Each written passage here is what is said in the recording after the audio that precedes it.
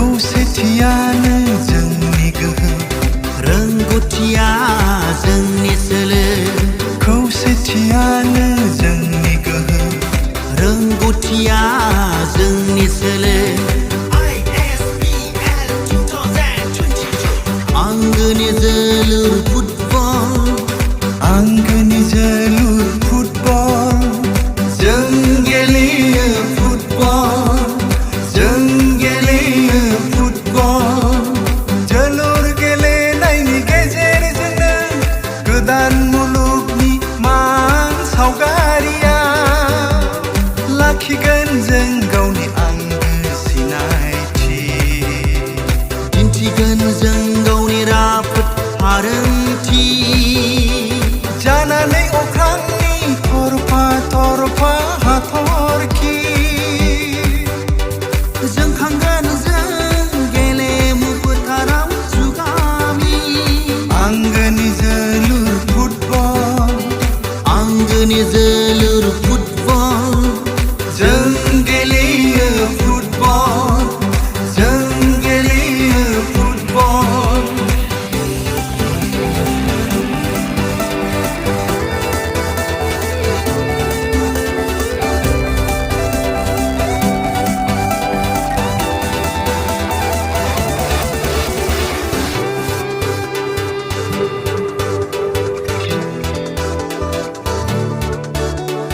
गोदान मुगानि गोदान थान्दै जानानै नुजाफैदों जों गोरबो बुंजासे सिमां लानानै।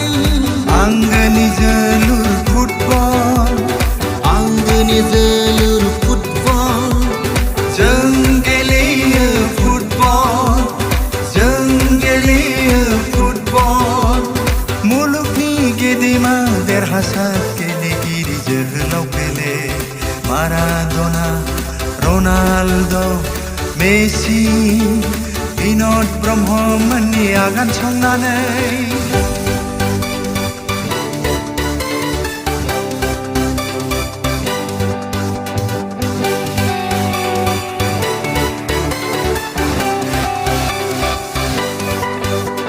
सा सानजा भारतनि गासै हारि हारिसा, फैलाव हायेन हाजो हाला दैमा दैसा,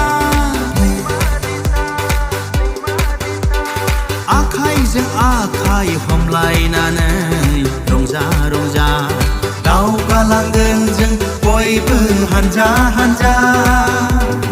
आंगोनि जोलुर फुटबल, आंगोनि जोलुर फुटबल।